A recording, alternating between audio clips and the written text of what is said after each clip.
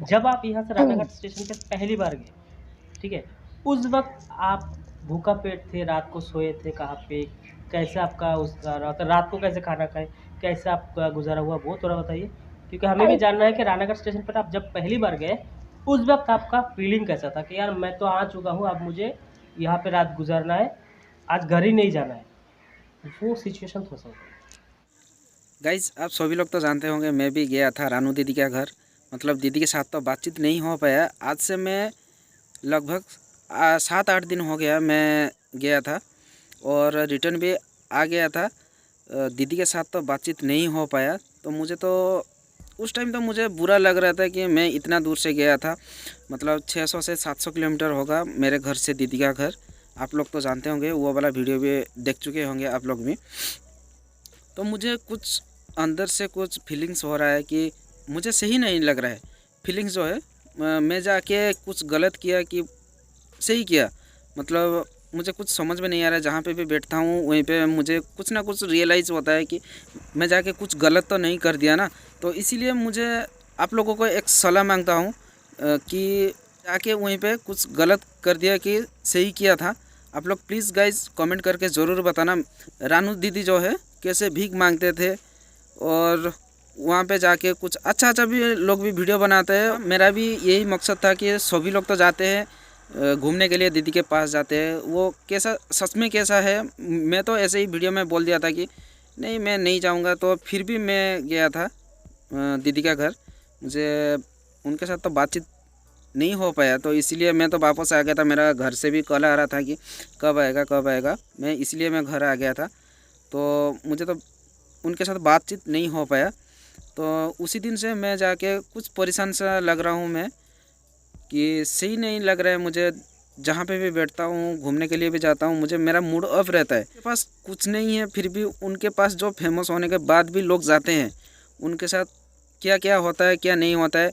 वहाँ उनका जो इंटरव्यू जो है, कैसे भीख मांगते थे, कैसे सब कुछ उनका जो लाइफस्टाइल जो है आप लोगों को इस वीडियो में मैं दिखाऊंगा।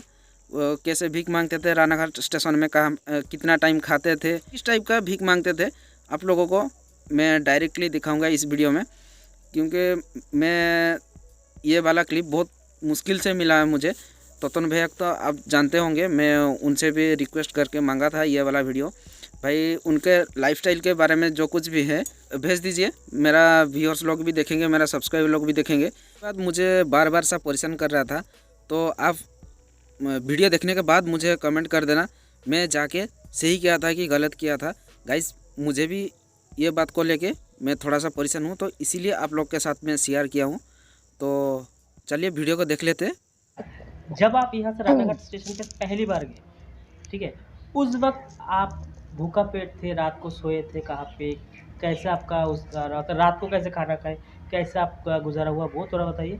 क्योंकि हमें भी अरे जानना है कि रानाघाट स्टेशन पर आप जब पहली बार गए, उस वक़्त आपका फ़ीलिंग कैसा था कि यार मैं तो आ चुका हूँ, अब मुझे यहाँ पे रात गुज़ारना है, आज घर ही नहीं जाना है। वो सिचुएशन थोड़ा-सा बताइए? तो मुझे अभी याद नहीं आ रहा, और वो बात भी मुझे नहीं याद आता है, पता नहीं क्यों। कि वहाँ वहाँ पे थी वो बात मालूम, लेकिन कुछ याद हुआ वो नहीं मालूम, क्योंकि यहाँ से जो ट्रेनिंग मिला था, मतलब शिक्षा, बेगोपारा से लेके मिशन गेट तक, मिशन गेट से फिर बेगोपारा तक, क्योंकि मैंने ज़्यादा करके मैंने वो जीसस का क्रॉस है ना, हुँ। वहाँ जाके दिन भर उधर ही रहती थी रात को, क्योंकि मुझे मुझे मालूम था कि वो मुझे, मतलब जो मालिक मालिक बोले तो यीशु, हाँ, वो मुझे संभालेंगे। तो मैं उधर ही जाके जाती, लेकिन अगर नहीं हुआ तो, क्योंकि बहुत ठंडी के टाइम भी नहीं होता है बैठने के लिए, या तो बैठता तो भी मच्छर बहुत काटता था। वो सब कारण के लिए कभी कभी मुझे स्टेशन पे जाना पड़ता था। अच्छा, रानाघाट स्टेशन पे रात को आपने पहली बार जिस वक़्त गए हैं, क्या खाया था आपने, कुछ याद है? कुछ खाना लेके गए थे या फिर किसी ने कुछ खाने के लिए दिया था आपको? या फिर आप ऐसे भूखे पेट सो गए थे उधर? नहीं, भूखा पेट तो हमेशा रहना पड़ता था, क्योंकि चाय और बिस्किट, नहीं तो ये सब तो पेट भरा हुआ खाना नहीं बोलते ना। हुँ। लेकिन उसके अंदर अगर किसी ने यहाँ से या तो उधर कोई पूजा भी वगैरह ये सब हुआ, लेकिन पूजा वगैरह होता था, मगर वही खिचड़ी विचड़ी मैं नहीं खाता था। पता नहीं क्यों मुझे वक्त नहीं होता था, इसलिए मैं नहीं खाता था। हाँ, वो उसका हालत देख के क्या बोलते हैं वो पतला पायखाना, टट्टी। अमाशा, वो देख के तो क्या खाएगा। वो लोग खाता था, नीचे जो लोग बैठे रहते थे ना, वो लोग वही खाता था लोग, लेकिन मैं बोलते नहीं खाएगा, फिर भी ठीक है, लेकिन मैं वो नहीं खाएगा। हाँ, मतलब नहीं खाती थी। मगर क्या है ना, अगर बिस्किट तो हमेशा ही मिलता था, क्योंकि बिस्कुट घर पैकेट में ही रहता था। बिस्कुट जो बैग थैली था ना, उसके अंदर बिस्किट था, तो बिस्किट तो मैं खा सकती थी, लेकिन क्या है, बिस्किट से तो पेट नहीं भरता है। और कभी कभी के बाद बहुत दिन वहाँ पे रह के बहुत तकलीफ होगा। क्या बोलूँ मैं, वो जो दुश्मन है ना, भगवान शायद उनको भी ना दे।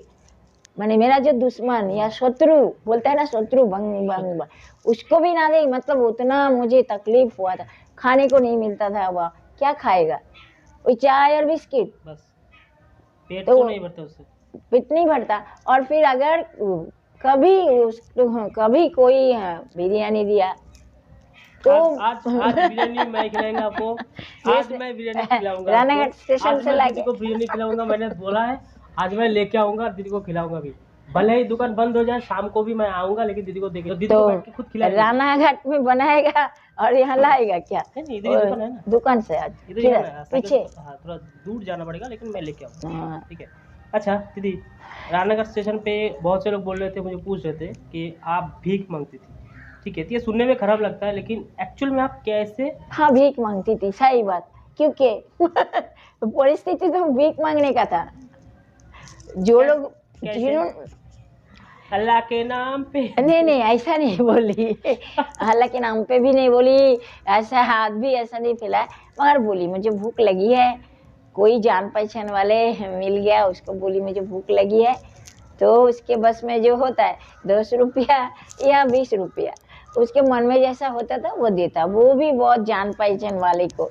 हाँ, उस हिसाब से पैसा जो भी दे। हाँ, तो अगर वहाँ पे अगर किसी है तो उधर का कोई फेरी वाला, जो लोग मतलब वहाँ पे काम करते हैं, दुकान वगैरह है, उन लोगों में से अगर कोई जान पहचान वाले कोई मिल गया, तो उन्होंने बोला आप गाना गाओ, आप, मैं सुना आपको गाना गाने के लिए, मुझे गाने के लिए बोलता, तभी वो दिया 10 रुपया।